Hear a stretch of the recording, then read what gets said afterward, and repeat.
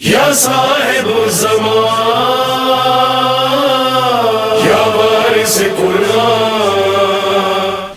ابھی آپ کے یہاں سوسائٹی کے اندر اس دن اسکول کی بات کر دی تو پتہ نہیں کچھ لوگوں نے فون کر دیا، بھائی مسائل ہیں، آپ اوپر نہ کریں.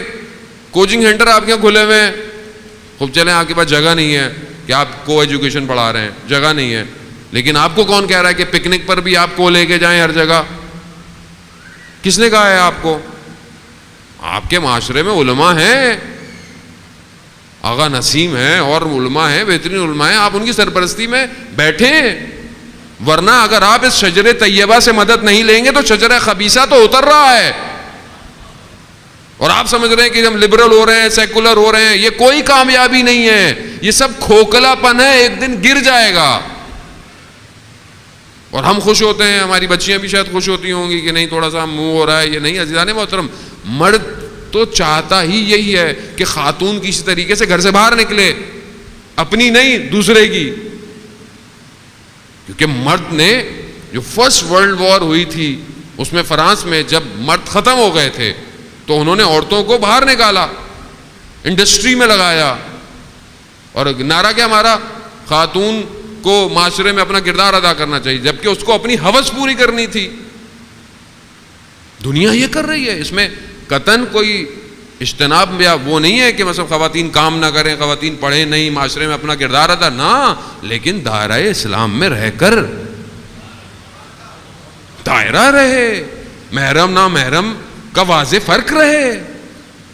خاتون کے لیے اتنے سخت احکام ہے کہ کسی سے بات کرے تو اس طرح بات کرے کہ کہیں اس کے دل میں کچھ خیال پیدا نہ ہو، چاہے فون پہ بات کرے چاہے دروازے کے پیچھے سے بات کرے. مگر ہم سیرت ائمہ پھر وہیں آؤں گا، مگر وہ واقعہ ہماری زندگی میں نہیں ہے، ہمارے ذہنوں میں نہیں ہے کہ رسول خدا ایک نابینا کو لے کر آئے تو بی بی فرماتی ہیں بابا میں چادر پہن لوں. کہا بیٹا وہ نابینا ہے. کہا بابا وہ دیکھ نہیں سکتے، میں تو دیکھ سکتی ہوں.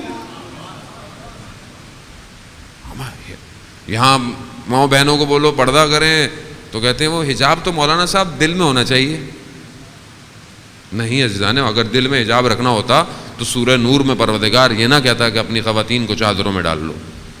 مگر خدا سے زیادہ بہتر ہم جانتے ہیں یہ نفوس کو پاک کرنا ہمارا کام ہے عزیزان محترم. اگر یہ نفس پاک نہیں ہوں گے تو کیسے اس وقت کے امام سے ملیں گے؟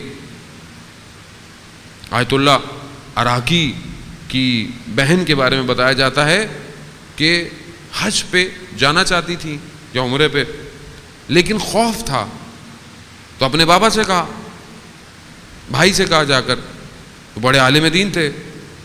کہا مجھے ڈر لگتا ہے. کہا کیوں؟ کہا کہیں طواف کرتے وقت کسی نامحرم سے ٹکرا نہ جاؤں. تو انہوں نے ایک ورد دیا کہ یہ پڑھو اور جاؤ، یا علیم ہو یا حفیظ ہو، پڑھتے ہوئے چلے جاؤ. خیر وہ گئی، اب وہ طواف کر رہی ہیں، اب یہ ورد پڑھ رہی ہیں تو انہیں ہوا کہ کہیں ٹکرانا جائیں تو دیکھا اچانک سے ایک عرب آیا ہے اور آگے آ گیا اور مجھے آواز ایک کہہ رہا ہے کہ میرے پیچھے پیچھے چلو. تو میں نے اس رش میں دیکھا کہ کوئی شخص نہ میرے قریب ہے نہ اس کے قریب ہے، اور میرے وہ آگے آگے چل رہا ہے، میں اس کے پیچھے پیچھے. تھوڑی دیر چلنے کے بعد میں متوجہ ہو گئی وہ وقت کا امام ہے. اللہم صلی علی محمد وعلی محمد.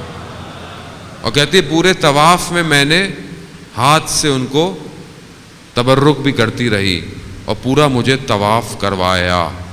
اور پھر جیسے ہی میرا طواف ختم ہوا تو میں نے دیکھا کہ اچانک سے وہ چلے گئے اور واپس لوگ اسی طرح ہیں.